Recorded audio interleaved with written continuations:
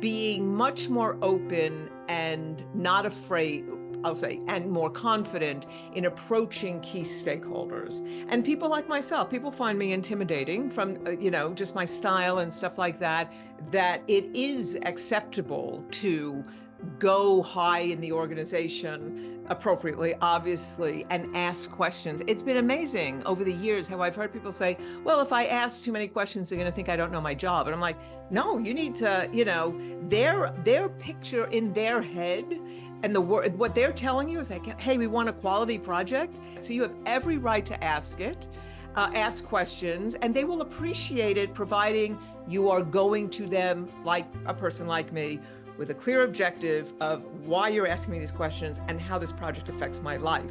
So, Leadership Story Talks, where we discuss the practices that engage, motivate, develop, retain, and attract people to businesses.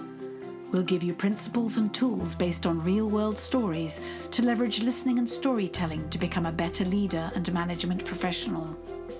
Leadership Story Talks is produced by Narrative, a company that focuses on personal storytelling for business. Welcome to Leadership Story Talks. I'm Jerome DeRoy, CEO of Narrative. And I'm Julienne Ryan, and it's great to be back.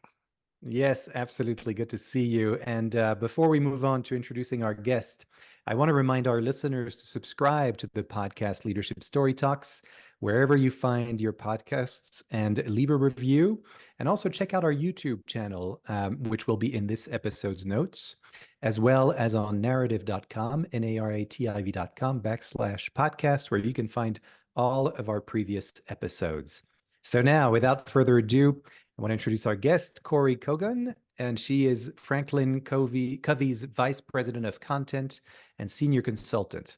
She's the Wall Street Journal bestselling co-author of The 5 Choices, The Path to Extraordinary Productivity, and has appeared as an expert on Today, MSNBC's Your Business, Forbes.com, Inc.com, and on FastCompany.com. She's also one of the authors of the following FranklinCovey work sessions: The 5 Choices to Extraordinary Productivity, Project Management Essentials for the Unofficial Project Manager, and Presentation Advantage. Kory brings more than 25 years of business expertise, from frontline positions to an executive team member. And today I'm really delighted to welcome Kory to talk about her book, Project Management for the Unofficial Project Manager. Welcome to the show. well, thanks for having me. Delighted to be here. Yeah, absolutely. Well, we've been deep into this book, both Julian and I, and so we want to kick this off with a few questions for you. But maybe first, to start off, I'm very curious where this attention to project management came from, and might it have anything to do with the fact that 65% of projects fail each year? Well, it's such a big question and a great question. That's part of it. But I think the most important reason is that I'm a scarred unofficial project manager. So, and I had, my career prior to FranklinCovey, as you just said, at the executive level, responsible for some pretty big things with a global franchise organization, to implementing ISO 9000 and systems around the world and all of that kind of stuff. And I've never had project manager in my name, but always seemed responsible for those things that have a beginning and an end, and big and bulky, and all of that. And I'm pretty good at what I do, and I get it done. But in retrospect, as many people will feel, I realize now how I was scarred. I got the job done, but I could have done it a lot better. And so then coming to FranklinCovey a number of years ago, time flies, so it's in the teens now that I've been here. Some of their work around, I took up a lot of their work around productivity as a thought leader, subject matter expert. Project management and time management was part of that. And so I was able to take my practical business street experience and really apply it to some of the principles out there to help knowledge workers around the world complete projects successfully by themselves and with teams. Wow. And I want to just comment here to help everyone's listening and how they're going to receive Kory's information. Is we both read the book, and I was saying this isn't a very approachable. easy to read, easy to follow book that I wish was out there so many years ago when I was in HR and working with supply chain teams, being that, juxtaposition of some of the very weighty types of mechanisms that were out there. This made it understandable. So I just want to acknowledge that earlier on in the process. So off you go. What are we going to ask her next after I made that comment?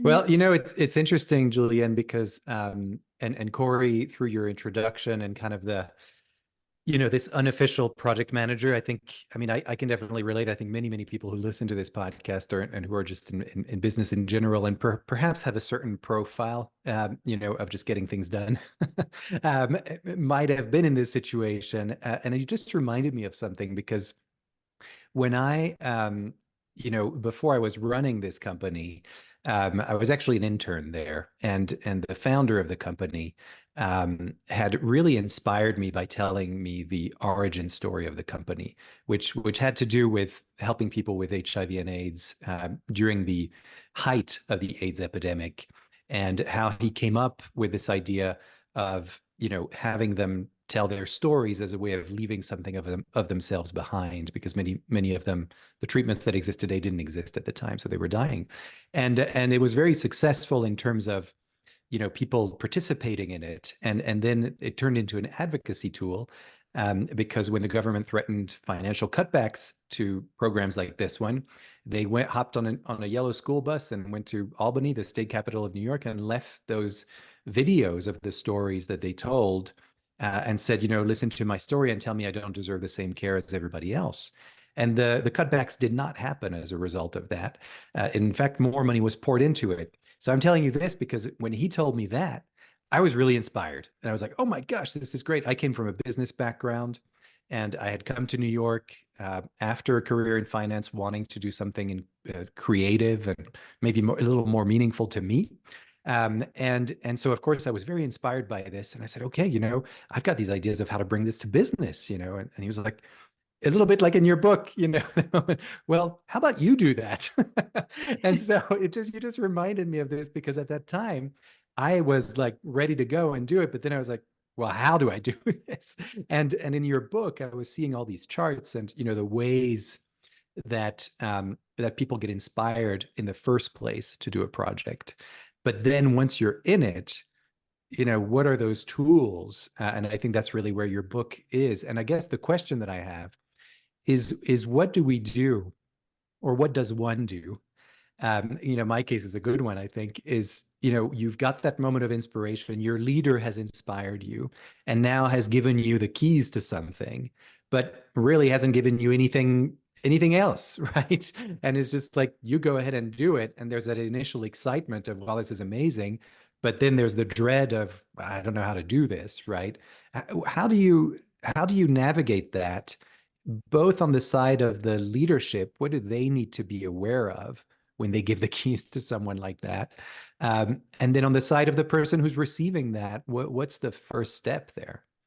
First of all, there was so much that you said there, just your whole earlier story. So I want to acknowledge that, and sort of how you came to be where you are. And then ultimately to your question, it's interesting because, we at FranklinCovey, we have workshops around this too. And so we have a series of vignettes of a video of, somebody like that who gets handed, and they're sort of funny. It's sort of like based on The Office, handed a project, and she's in HR, in a startup IT company, and the boss comes and says, "Here, we think you're the one for the job," that kind of thing.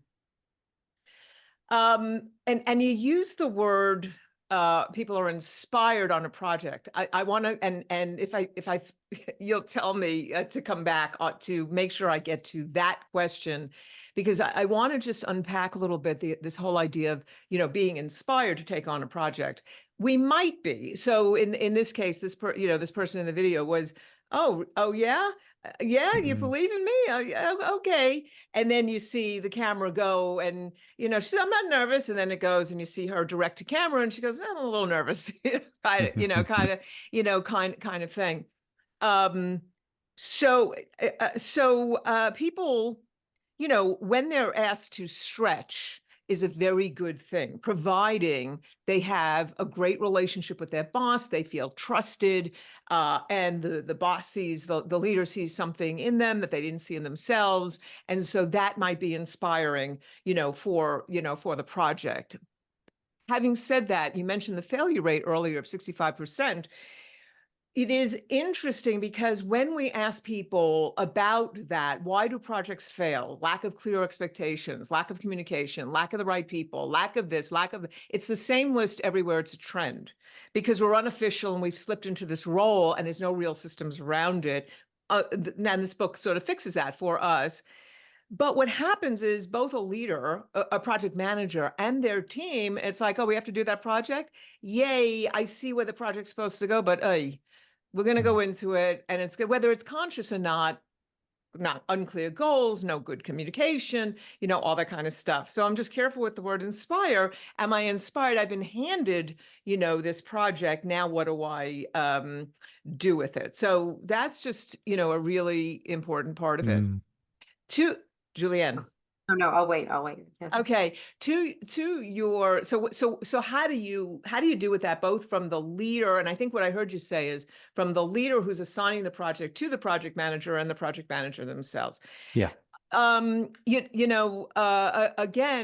I'm always big on saying in many of our stuff, the entire organization, whether it's a team or the whole organization. And I say this boldly, not to sell our stuff at all. I don't care how people do this, whether it's my book, somebody else's book, our workshops, somebody else's, I don't care.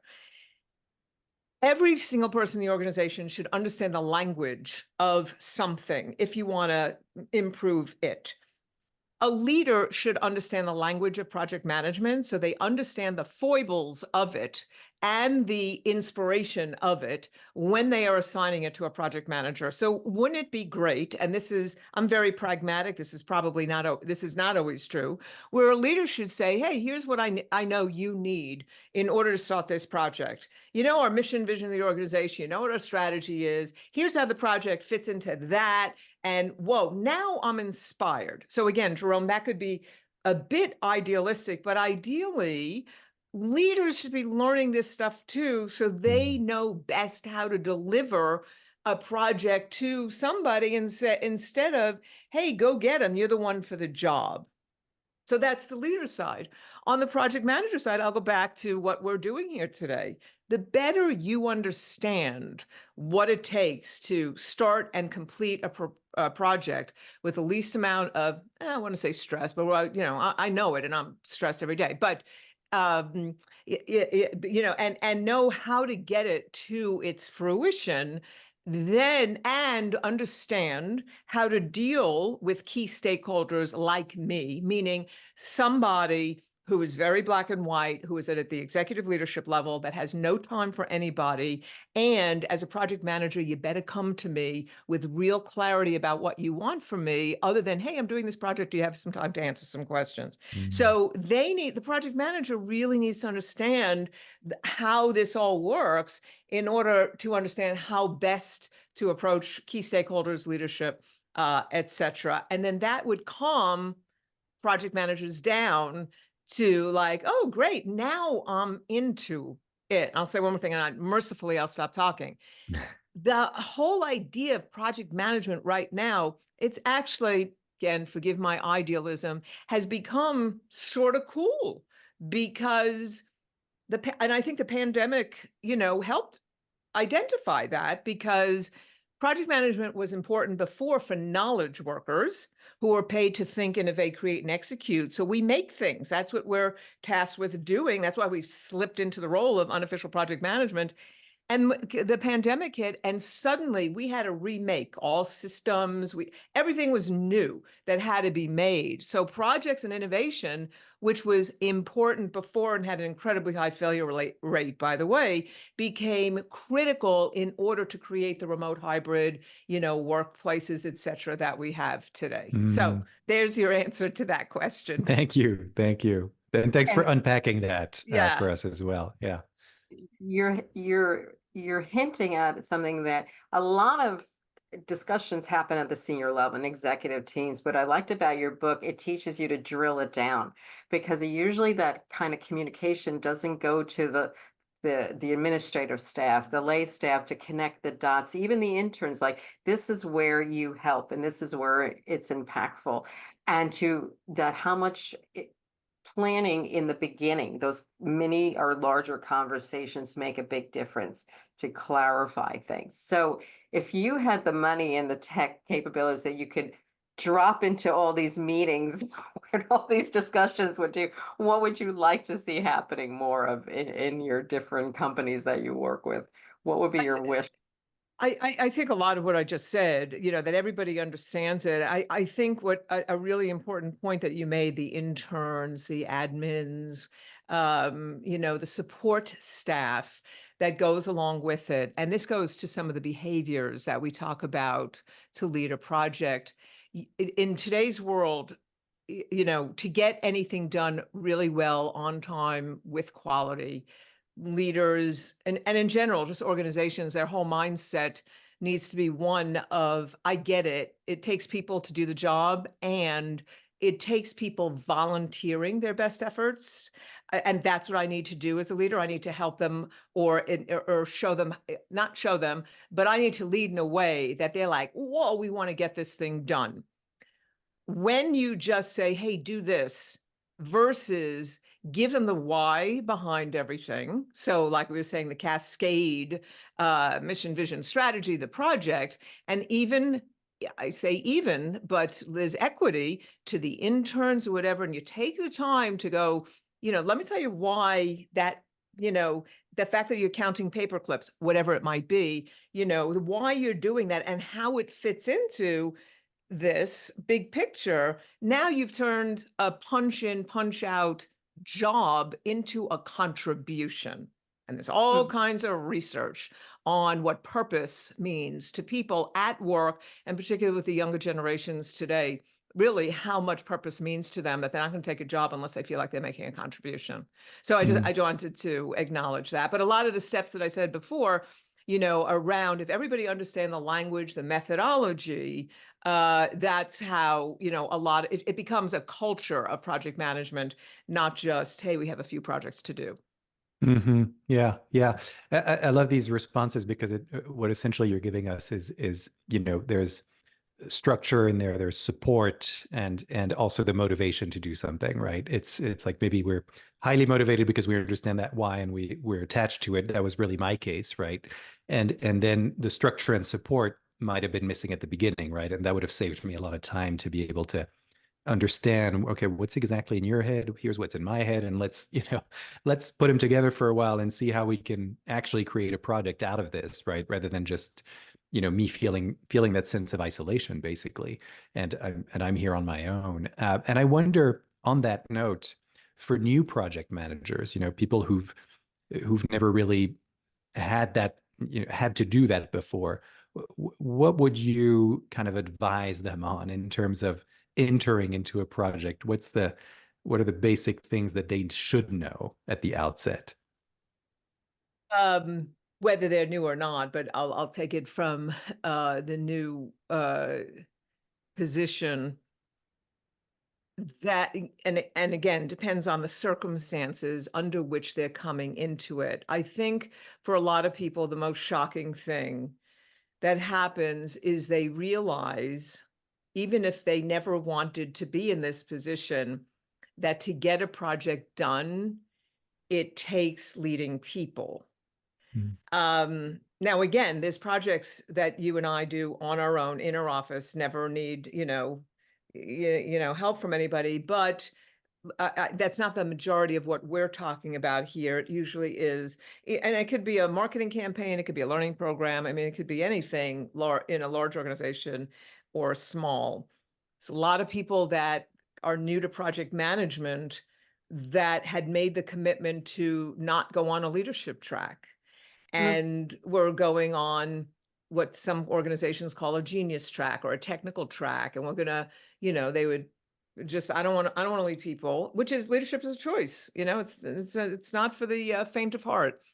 And then it boomerangs on them, because at the end of the day, they need to lead people. So FranklinCovey, we're big on mindsets driving behavior change. So our mindset around project management, as you saw in the book, overarching, and this book has been updated to meet some of the newer needs of today's world, is that project success occurs when you combine value, people, and process.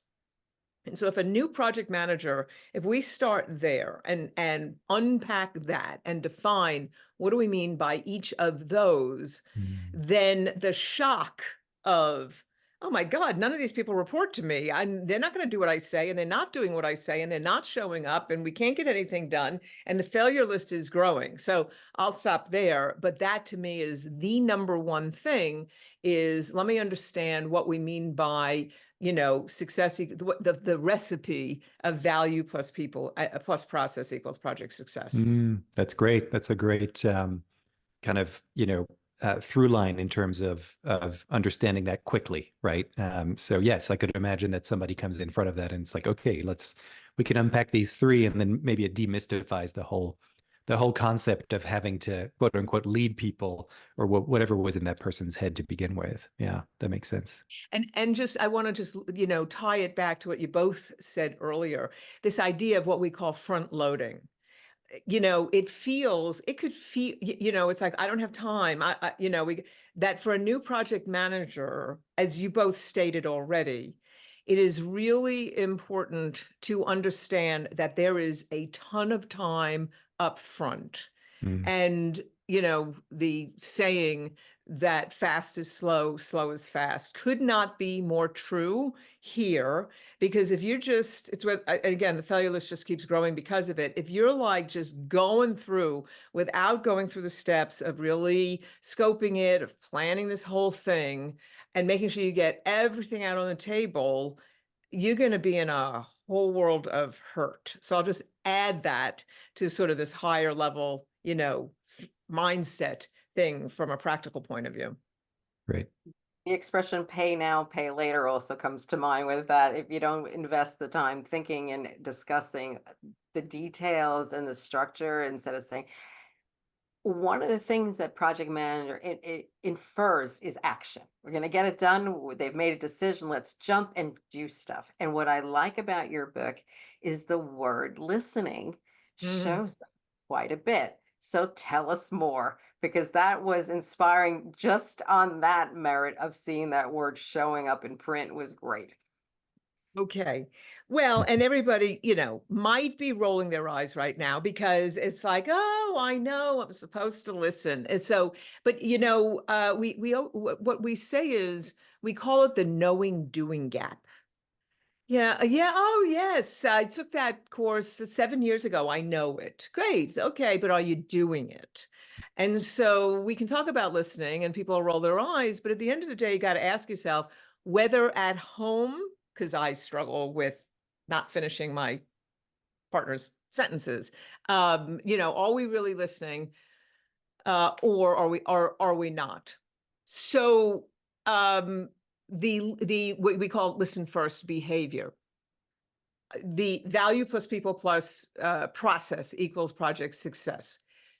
Listen first is one of 5 behaviors that we say makes up the people process. Quick backstory. Remember what I said. Project managers, some of them never wanted to be leaders in the first place. But project managers are really project leaders.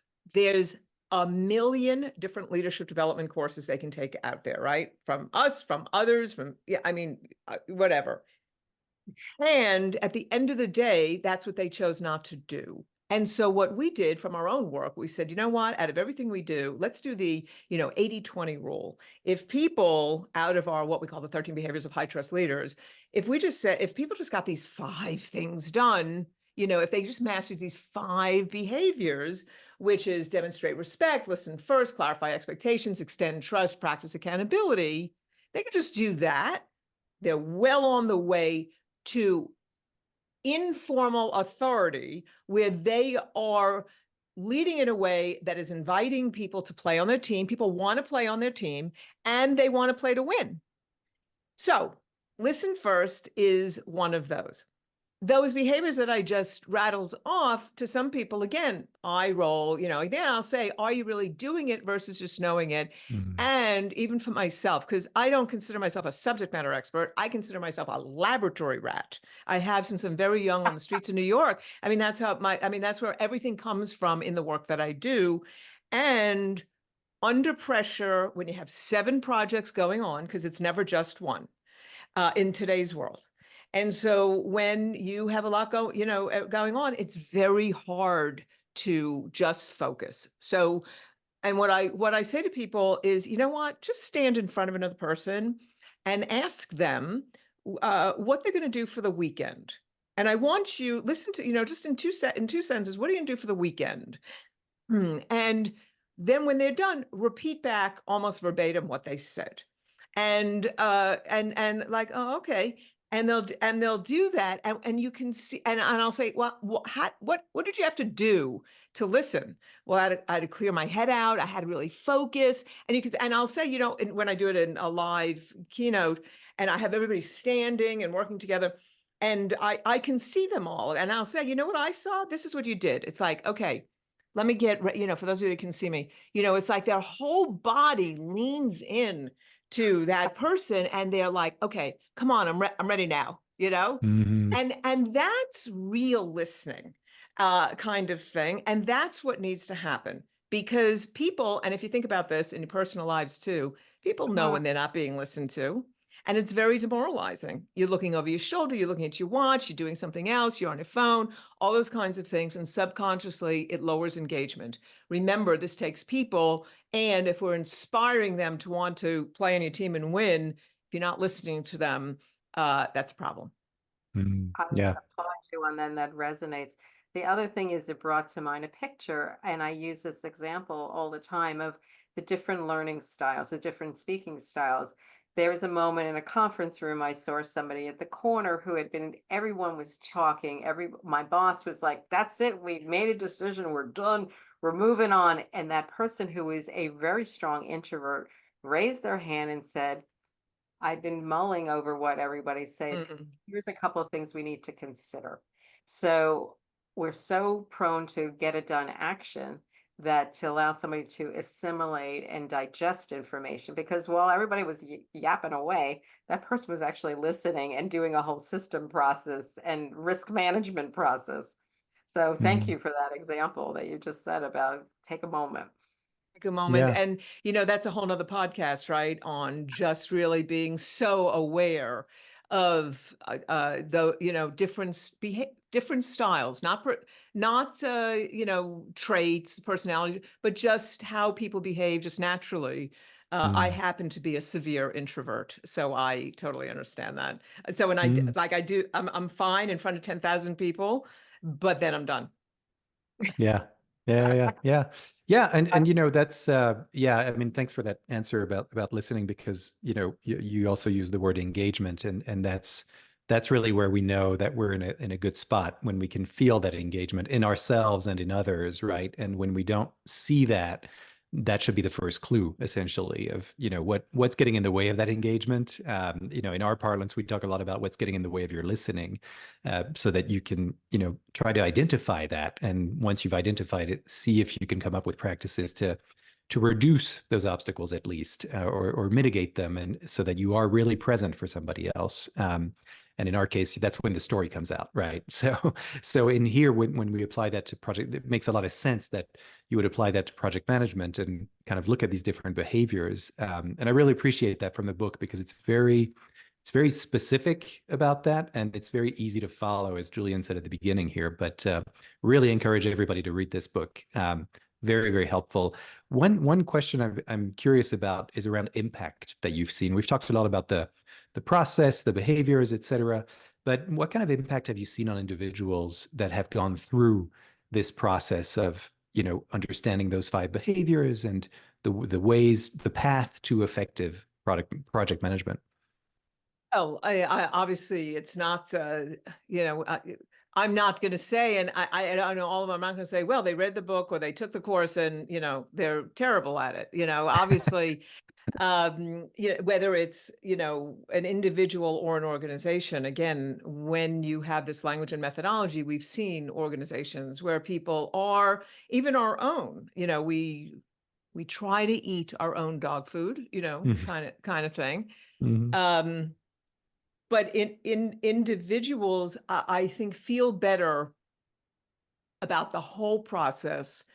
But I think about a couple of things in there that they thought they were good at before, and they realized they had work to do. One of them is in identifying key stakeholders, because they would go after the signers all of the time. And, we talk about the key stakeholder dance, just using that as the acronym. And at the end, the C and the E is about, are you really finding key stakeholders that are just your connections? They're not signers, on acceptance and stuff like that, but they're the people that have a lot of influence. So I have people out in the field, that I always keep involved, because and E is for energy. It's those people that bring positive or negative energy. So a lot of times, this on a project, you've got these people that bring, either are risk avoiders, which is a behavior that is acceptable and we should hear them, but they're just notoriously risk avoiders. And so they're the yeah, but kind of people. And so how do I learn to work with them and bring them closer, so they feel seen and heard, and use some of my connectors, to help offset that. So there's that people wouldn't think about. The other thing that makes a difference for them is being much more open and not afraid, I'll say, and more confident in approaching key stakeholders. And people like myself, people find me intimidating from, just my style and stuff like that, which I'm not. I'm a pussycat, but takes a while for people to learn that, I suppose. And I have had to work on that my entire career.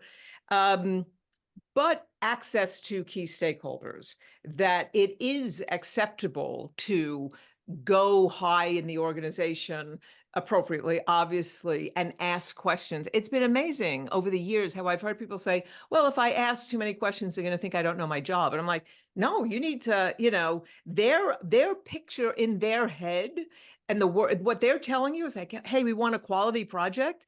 That word quality, everybody's going to think about it differently. And you need to really drill in to understand that. So you have every right to ask it.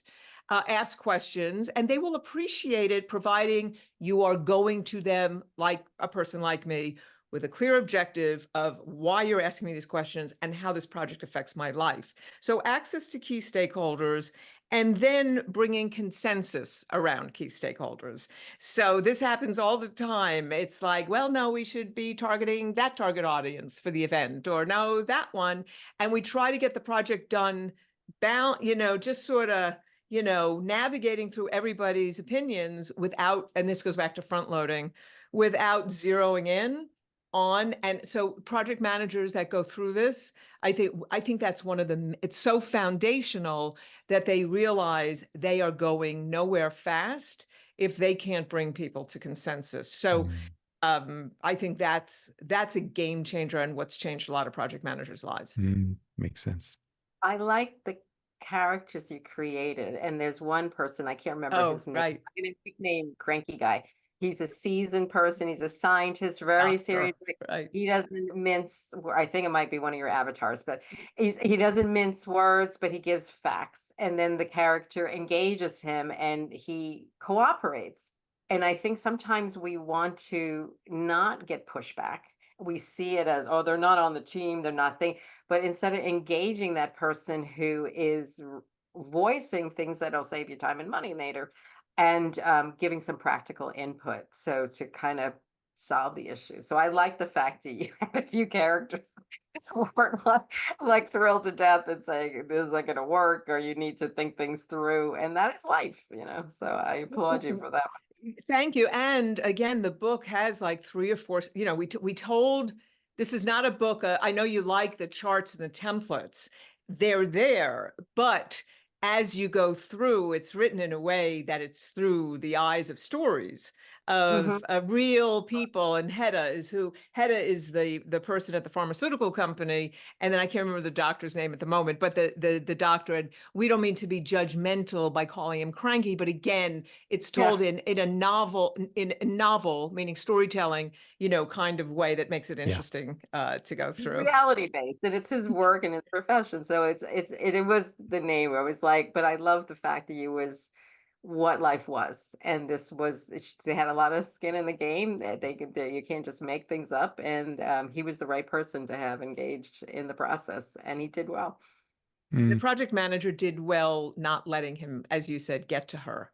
And at the end, I mean, he really saved the day with everything. It was really important to get his intellectual knowledge out there. And that's, unleashing the potential in people. How do you do that? Another podcast. Yeah, and that's what I really appreciate about the book and this conversation today, is that really we've talked about people and people behaviors and how you lead people, how you manage people, and I think that's really the big takeaway for me, because I think we can walk into a project, as we said early on in the conversation, and say, okay, I've been named project manager, or maybe it's unofficial, whatever it might be, formal or informal. And now, okay, it's up to me, and I'm going to go in my corner and manage this project, right? But actually, it's really all about people, and I think you did a wonderful job of conveying that to our listeners today. So thanks for that. And of course, the book is really great. We have I'm looking at the time, and unfortunately, we're going to have to land this plane very soon. But there's a question that we ask of all our guests, and I'd love to ask it to you as well, which is, would you tell us about an experience that has shaped who you are today, or still shapes who you are, still influences you in some way? There's a number of them, but I'll keep it in the project management realm. Is that okay? Great. Absolutely. So this is many years ago. In my previous company, it was early on, and I had a great CEO.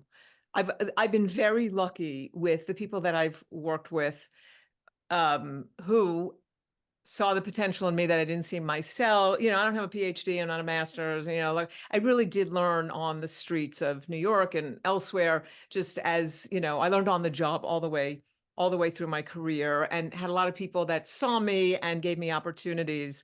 And so in my previous company, it was a global company, and years ago we were implementing ISO 9000 as a differentiator in the print industry. And he kept saying, Kory, do you need help? And I told you I'm a scarred project manager, but he kept saying, do you need help? I'm like, no, you know us, and no, I got this, the kind of thing. And, obviously I wasn't doing it myself. There were other people around the world. We had people, but it's like, no. And he kept saying, project management, there's going to be a moment with this global thing, 300 different locations, where it's all going to come together, and, you're going to have a moment. I'm like, no, I've got it. Well, that moment came, and I'll never forget the day he called me and threatened to fire me and was screaming at me. And again, we had a very high trust relationship. So, and I was in his office. He called me in, and I mean, when I went into the office, it was here in Tucson, and I remember 10 hours we were in there trying to figure this out, because it was a mess. Because everything, all the pieces of the project comes to this crushing place, and it was in a big tight knot. And we worked it out, and we ended up hiring consultants to help, outside consultants to help us, and it got done. But it was the biggest lesson of my life in leadership and in project management. From his point of view, I love, he's not in my life anymore, but I only can hope I could be a leader like him that extended that trust to me.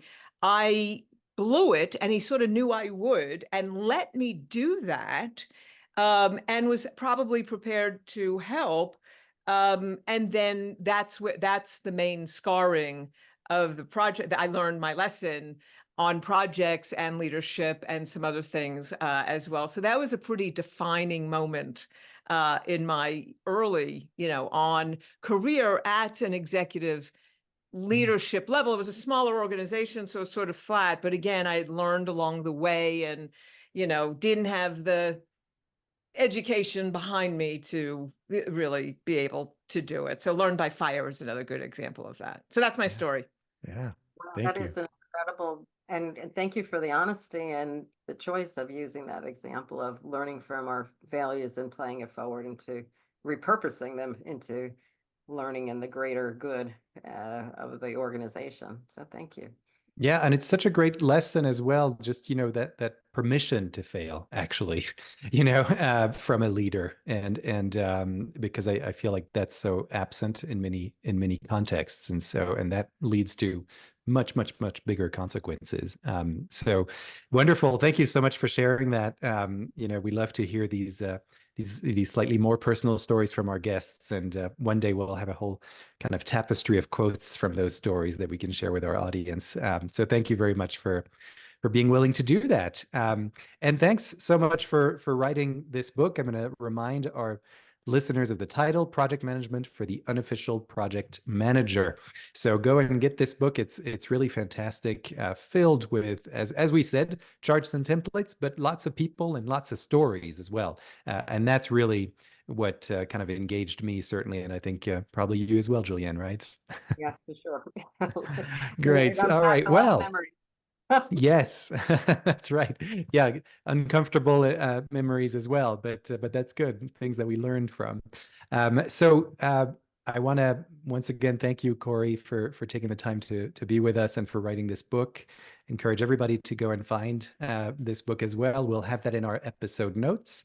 Is there anything else, Kory, that you would want to leave our audience with that perhaps we've missed, or that you want to just leave people with? Only to say, first of all, thank you so much for having me. It's been a delight speaking with you both, and the work that you do for your listeners is amazing and needed.